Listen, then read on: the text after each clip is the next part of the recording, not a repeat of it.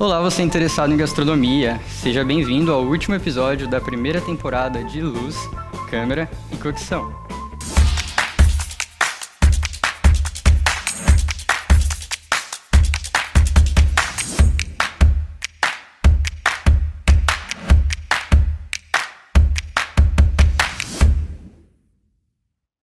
Meu nome é Noah Ventura e hoje eu vou ensinar a você métodos de cocção.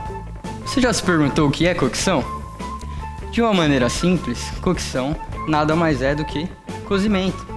Sempre que você prepara um alimento utilizando uma fonte de calor, você está cozinhando. E você sabe que alterações o cozimento causa no alimento? Bom, você já parou para pensar quando você sai no quintal da sua casa e sabe que seu vizinho está fazendo aquele churrasco? Ou quando você chega na casa da sua avó e sabe que tem um bolo no forno? Bom, essas são algumas das percepções que você consegue ter que a cocção faz no alimento. A cocção, ela modifica a estrutura do alimento, causando alterações de textura, sabor, odor, coloração. Isso facilita com que você mastigue o alimento, facilita a sua digestão, inclusive matando alguns micro-organismos que são nocivos à sua saúde. Então, basicamente, é isso que a cocção faz. É importante você ter em mente que o domínio das técnicas e saber utilizá-las é o que garante o seu sucesso na cozinha.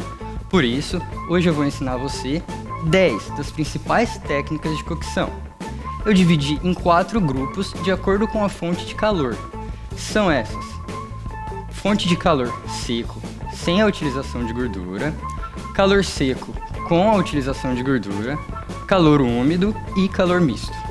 O primeiro grupo é a fonte de calor seco, sem a utilização de qualquer líquido ou a gordura como meio de cocção.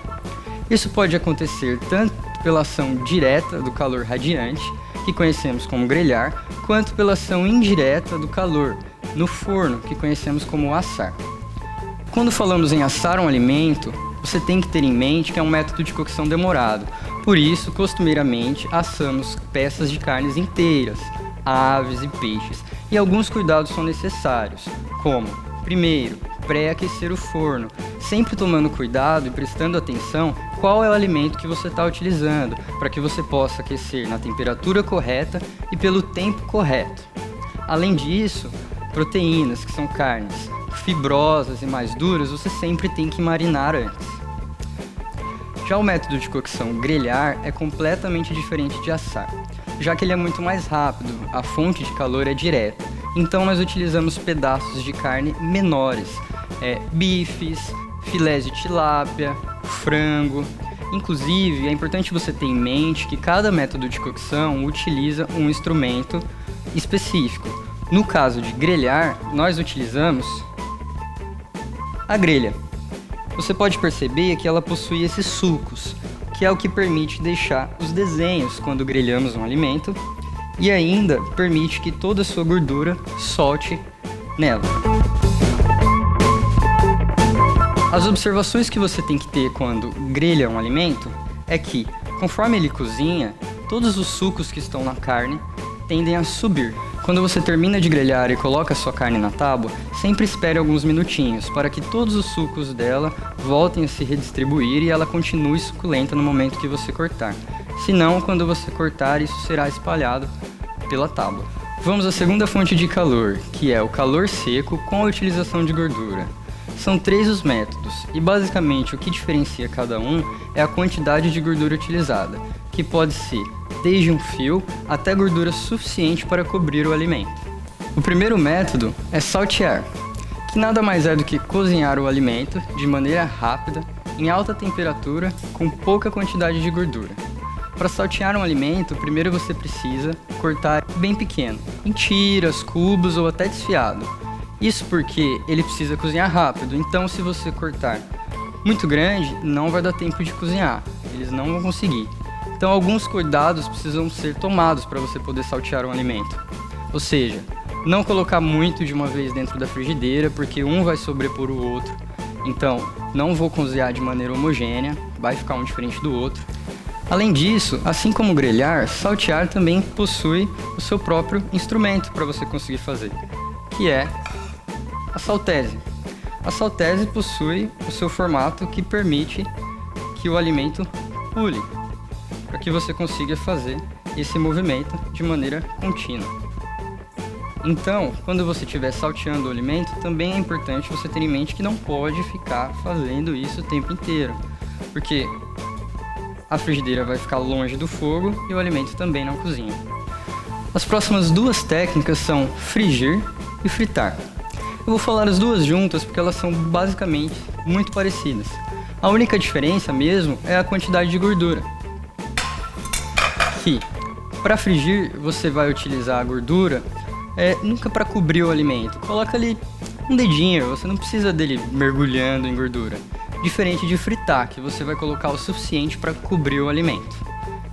Algumas observações são as mesmas para os dois métodos.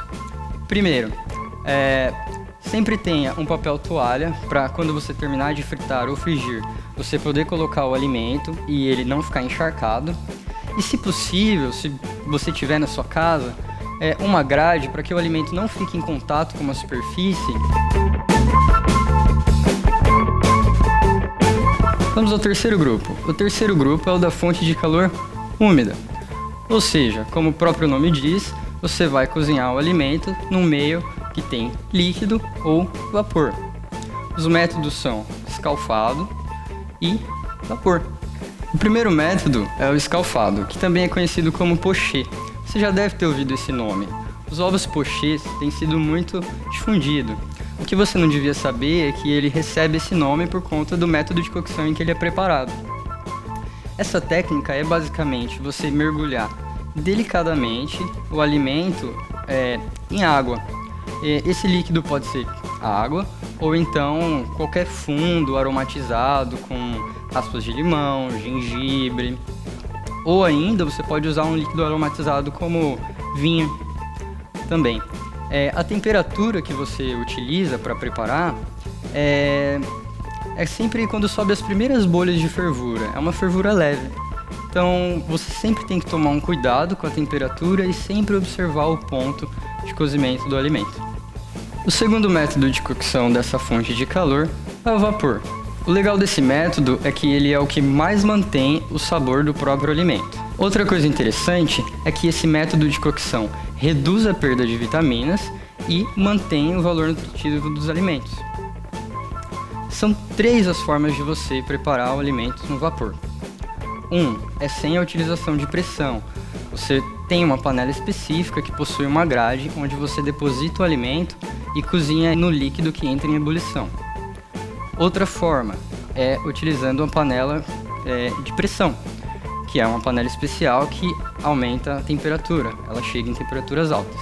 E por fim é o papilote, que nada mais é do que a utilização de ou um papel alumínio ou um papel manteiga previamente untado, em que você envolve o alimento. O papilote funciona basicamente em que ele aquece, tem umidade lá dentro, então isso gera vapor, esse vapor encontra a barreira e continua circulando o alimento. E isso cozinha. Vamos à última fonte de calor, que é a fonte de calor mista. E como o próprio nome já diz, ela utiliza 2 fontes diferentes. A primeira fonte é a fonte de calor seco.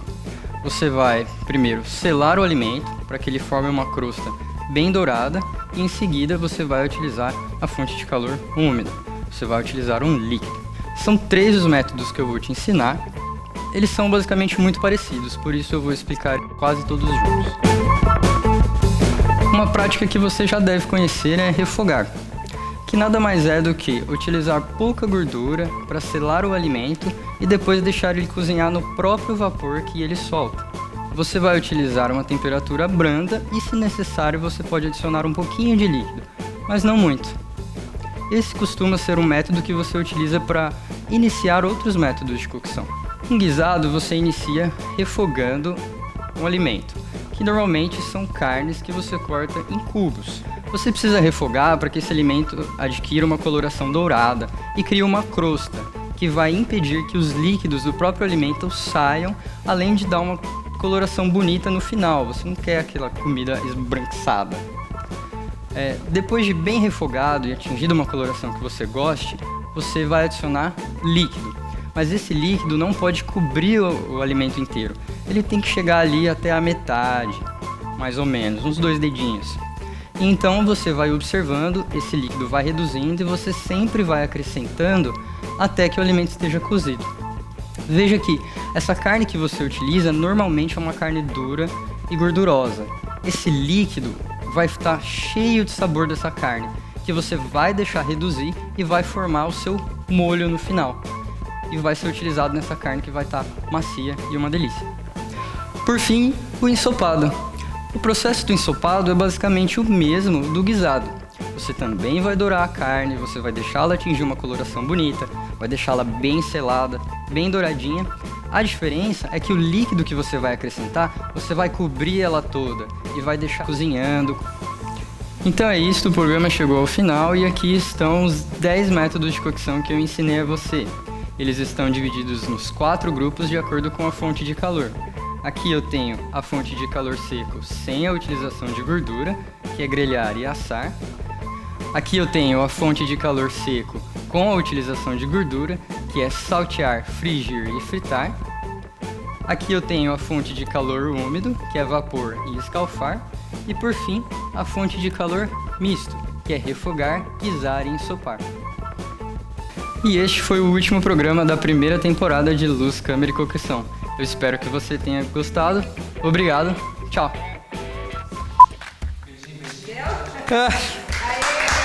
Aê.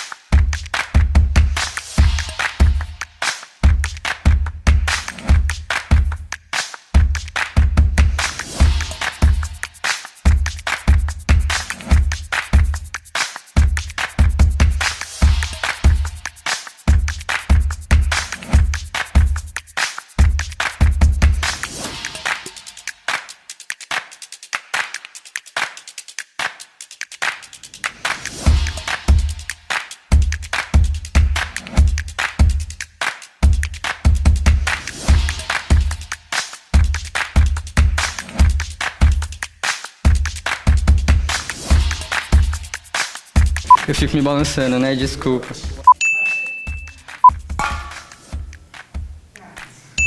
Para frigir um alimento, você